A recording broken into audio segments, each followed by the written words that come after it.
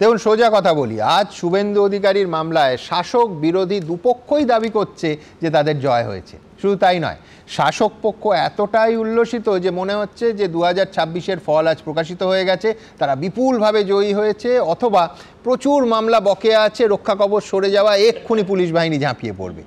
আবার অন্যদিকে বিরোধী পক্ষ দাবি করছে যেহেতু এই একই রায় শুভেন্দু অধিকারীর বিরুদ্ধে রাজ্য পুলিশের করা 15টা এফআইআর খারিজ হয়ে গেছে, তাই আসল জয় বিরোধী দলনেতার আইনজীবীদের হয়েছে। এক আইনজীবী তো বলতে বলতে এত দূর বলে ফেললেন যে রক্ষা কবচ, কোট আনকোট রক্ষা কবচ শব্দটাই তিনি নাকি মিডিয়াতে আজই প্রথম শুনলেন।